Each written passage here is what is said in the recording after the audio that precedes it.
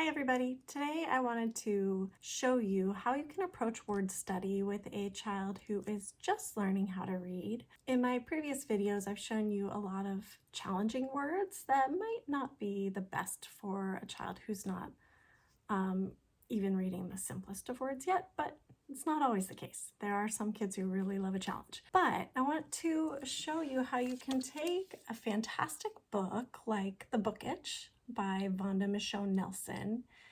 In it, she writes about her uncle, Louis Michaux, who was a civil rights activist, and prior to that work, or maybe as part of the work, owned a bookstore in Harlem and really worked incredibly hard to be able to open this bookstore, and it was focused on Black people, Black experience, Black literature, and Louis Michaux was a civil rights activist.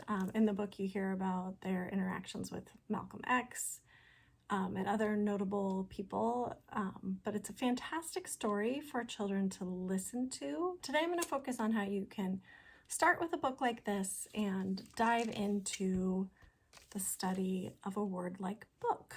Obviously, books are critical to knowledge. That's what this book talks about all the time, and I think it's highly relevant to things going on in our culture right now with book bans, that we talk about the importance of books and literacy. For a child who's just learning how to read, we want to make sure that they understand what the letters are, that there's a B, O, O, K.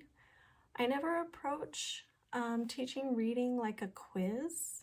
I want kids to know up front what the word is that they're looking at, and I therefore don't expect them to just be presented with letters and be able to read it. I will present them with the word book. We will look at those letters. We will look at what those letters are doing. You know, in the case of book, we have three sounds. We have b, k. And it's fairly straightforward. The B is spelling the b, the double O is spelling the and the K is spelling the k. We can teach spelling out loud where we do group letters together when they're working together. So if we have two letters like the OO spelling one sound, this is called a digraph. And we can teach kids. Sometimes letters are single, sometimes there's two working together to spell one sound, and sometimes there's three. Of course, it's also important to talk about what the other jobs letters do, because they don't always just spell sounds. So teach them about this digraph, and then we can practice spelling it out loud. We can say B, O, O, K.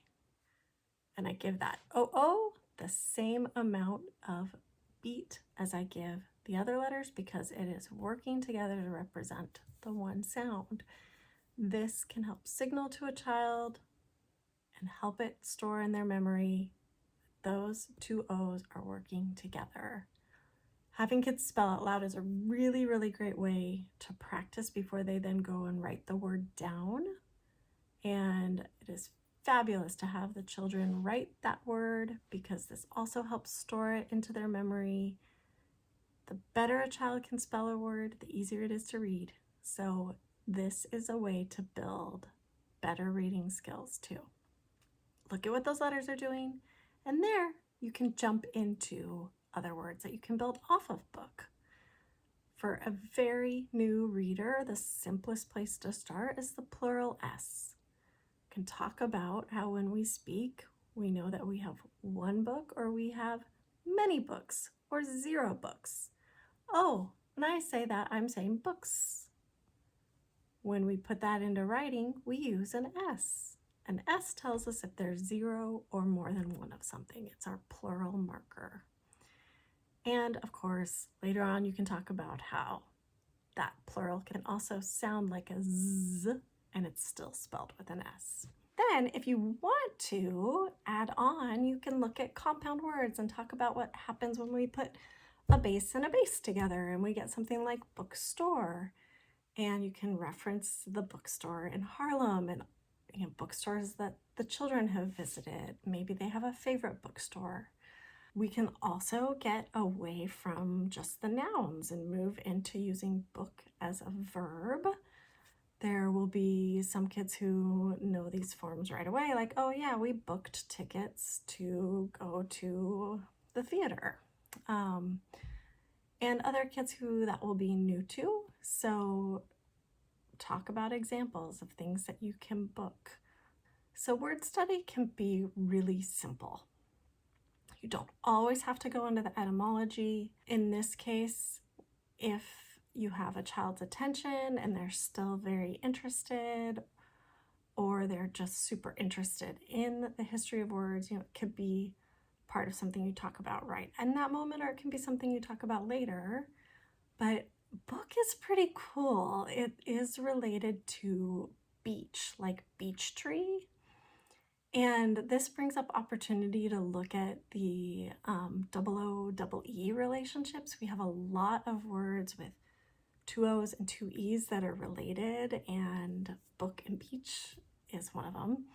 There's also the opportunity to look at other languages or words that have to do with books that are also related to trees because of the history of writing. And so that's another really fun element you could work into this. You could go into the history of writing on paper.